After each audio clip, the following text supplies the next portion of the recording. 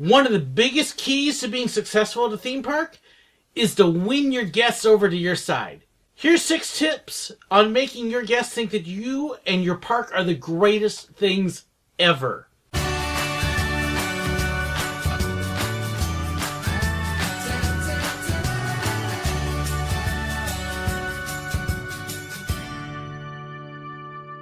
If you ever get to work at a theme park, and especially one like Disney, one of the things that they're going to drive into you is guest service, guest relations, how to impress your guests. And they're going to give you all sorts of information on how to interact with them and how to do things for them and make them feel like that park and their visit and you are the greatest things to ever happen. Now, a lot of companies have actually taken a lot of the tips that Disney uses and others and have actually incorporated them into even what they do.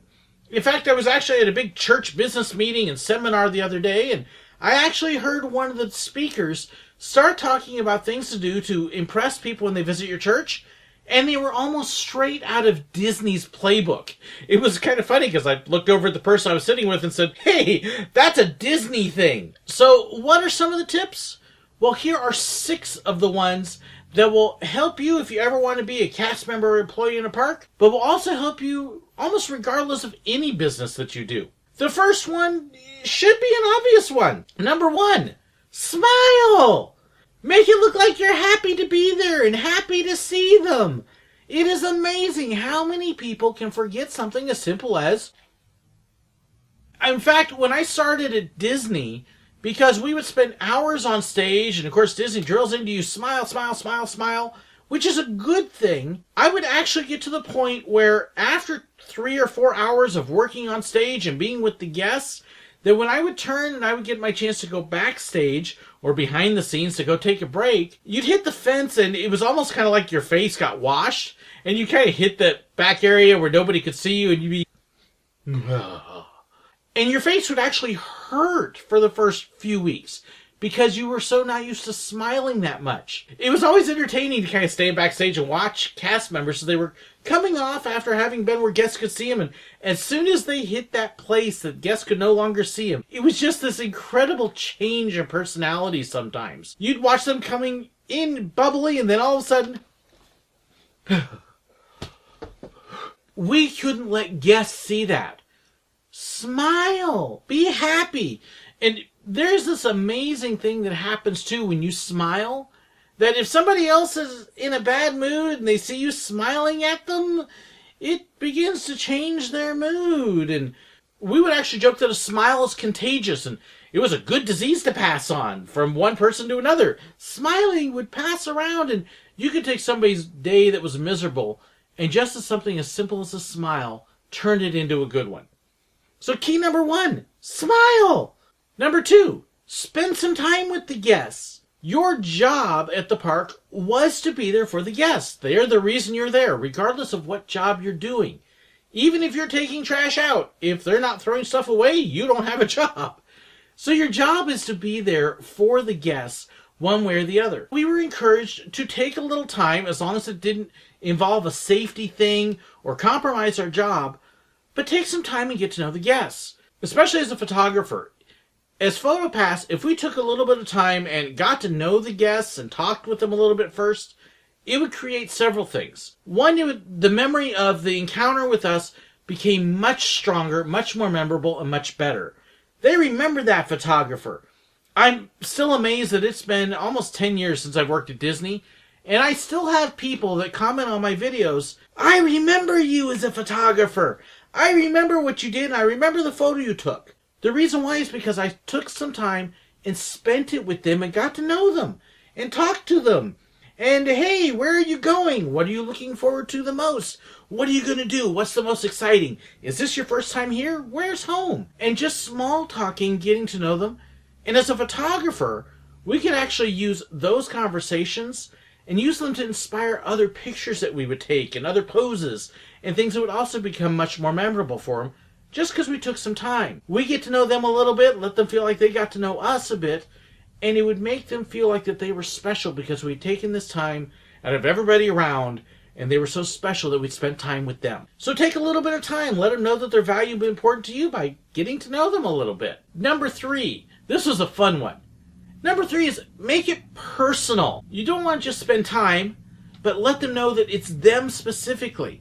And you can even do this without necessarily having time to spend with them. One of the things that's really cool about Disney, and now other parks are doing it as well, is people would get buttons for their birthdays or engagement or just married or other special occasions, and they would wear these buttons. Well, at Disney in particular, we actually would take their names and we would write their names on the buttons with a big permanent marker, so that way we could read it. And then as they're walking down the street, you'd see people walking along with a birthday button. Happy birthday, Bob! Hey, Mary, happy birthday! And just something as simple as that made it personal and made it special, and wow, this is cool. People are saying happy birthday. What was especially fun was with kids.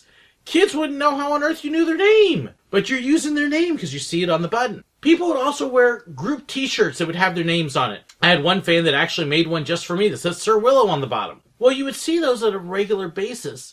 And so when you would see people wearing those, hey, you've got a name to use. It was always fun when everybody would have fun nicknames, like I'm the dad, I'm the mom, and I'm Paps or whatever. And you'd start using the nicknames as if you were part of the family. People loved it. It made it more personal, more them, more customized. And it would make their time special and a big deal specifically for them. Anytime that you would see something to celebrate. If you'd see a bride and groom coming in, oftentimes they would have the little bride and groom ears with the veils and the little top hat.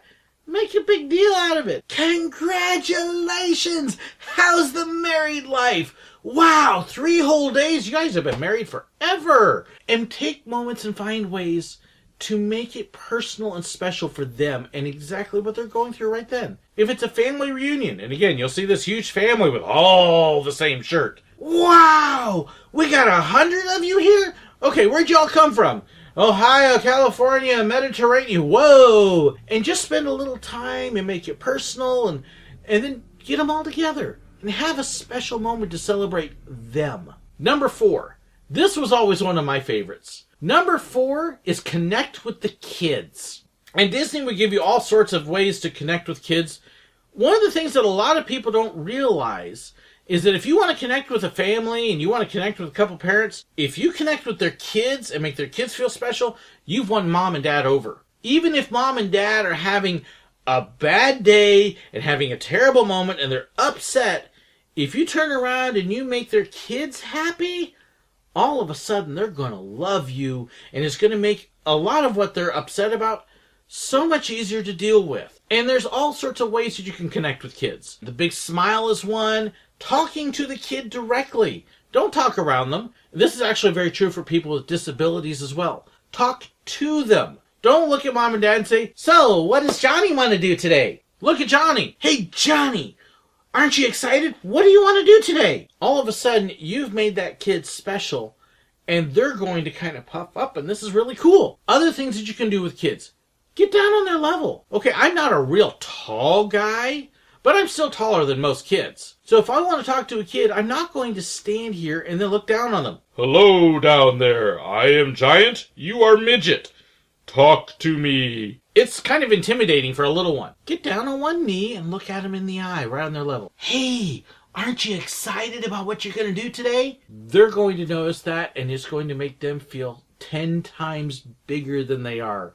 And they're going to love you for it. Treat the kids like an adult, like an equal member of the party, or even like they're the leader of the party.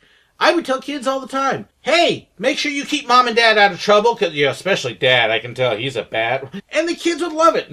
Okay, I will. You've won that kid over, and by winning them, you've got mom and dad hooked around your finger. It also means even little things like with the girls. Girls at Disney are always princesses. Always. I don't care how old the girl is, she is still a princess. And so I would always greet the girls with, hello, princess.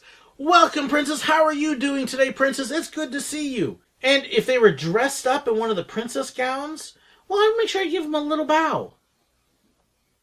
Something small like that would make them feel so impressive, and you've won them over. The funny thing is, it's been years since I've worked there, but even now it carries over. At my church, when I have little kids come in and girls visit, I still call them princess. It's created a couple times that I've gotten some really weird looks. Mom, Pastor's calling me princess. It's okay, really. You're a princess. You're a child of the King of Kings and the Lord of Lords. You're a princess. So it does carry over. Especially at Disney or other places. Make them feel like royalty. And if you've got them feeling like royalty, then in their eyes you will be royalty. Number 5. Very simple, and again, something that should be obvious, but gets forgotten a lot. Say thank you! Once you're done with whatever you are doing, you have had the privilege and the opportunity to serve them, to help them, to do something to make their day better. Thank them for it. Thank you for letting me take your picture. Thank you for letting me get to know you. Thank you for making my day more fun. Thank you for leaving. Okay, I didn't usually say that one, but there was the occasional guest that you're thinking it's like, thank you, just go away. Because, yeah, you do occasionally get bad ones. Thank them anyways. Thank you for the opportunity to try to help you and hopefully make your day better. And yes, thank you for leaving now and leaving me alone. Common courtesy, though. If you thank a guest, they're more likely to remember that, hey, this person was polite and helpful, and they appreciated me there. And try to be as genuine as you can about it. Thank you! Just like when I say at the end of my videos, thank you for watching, because I really do appreciate it. It's a privilege and honor that people watch my stuff. So, thank you. Number 6, and here's where the theme parks in particular come out, but this can also be true at any job you do. Number 6, make some magic. Find a way to do something above, beyond, unexpected, or out of the norm to make an experience magical. As a Disney photographer, it may be something as simple as using a magic shot and creating a picture where they're holding Tinkerbell or another character in their hands or doing something like that. It may be something as special as taking a special picture of them in a place they wouldn't normally get a picture. Or the kids with just the kids in the picture. Or just the parents in the picture. Or something that they normally would not get. Hey, Dad's always behind the camera. Dad's never in any picture.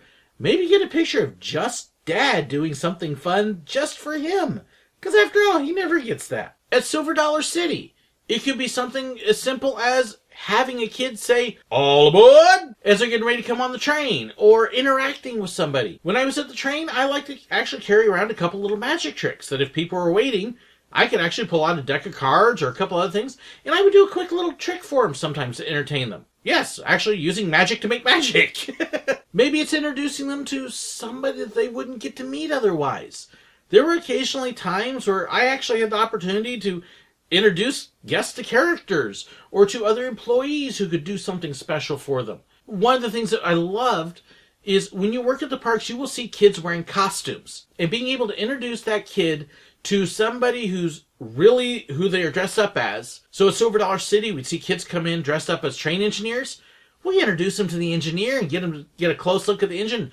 That was awesome for the kid. Or if they were at Disney, I still remember several times we had kids come up dressed as townsfolk. Well, you introduce them to the people who do the trolley show, get a couple pictures with their camera with them, and all of a sudden they feel like $1,000,000. It could even be something as simple as you see a guest spill their popcorn or their drink, or a kid lose a balloon, and getting a replacement for them at no charge. Hey, don't worry about the mess, we'll get it taken care of. Don't move, I'll be back in 1 minute. I mean it, don't move. And then going to get the replacement and coming back with them. They were always amazed. Wait, you're getting me another one? Especially when kids had ice cream during a hot Florida summer. It wasn't unusual for that ice cream to get partially eaten and then melt and flop on the ground, and then you have an upset kid. Hey, hold on, I'm going to go get you another ice cream bar. Really? Yep, gonna take care of it. It was a great way to make a moment that might not be so good and do something unexpected and turn it into a magical moment that they're going to remember as this really cool, awesome moment. So there are 6 ways to be able to take a regular guest and turn them into somebody loyal, to show them how important they are. 6 ways to make a guest think that you and your park are the most awesome thing that they have ever encountered. It's a great way to use in business. Try it on your employees or your other people sometime. It works with them too. And hey, if you're at church, try it with the people in church. It's really cool then. Because you know, if more churches would do simple stuff like follow these 6 rules, people might not think quite so badly about them. it's really neat when it happens. Thanks so much for watching. Hope you enjoyed this little look at what I used to do in the parks and how it can apply to real life in this case. Hope you had a lot of fun with it and got some good reminders of what we should be like. Thank you as well to my patrons for supporting me. I so appreciate all that they do and their generosity. If you want to know more about Patreon and supporting me, or as well as my Facebook page, my Discord page, buying merchandise, and various other things, be sure to check the description below. There's a lot of info down there. Check it out. If there's other things that you'd like to do to help make people's days, I'd love to hear it too. Be sure to leave a comment below. Don't forget to like and share the video. Hey, spread the word. The more viewers we get, the more we can do. Thank you so much and God bless. Here's 6 tips on how to make your guess. That's 1, 2, 3. Okay.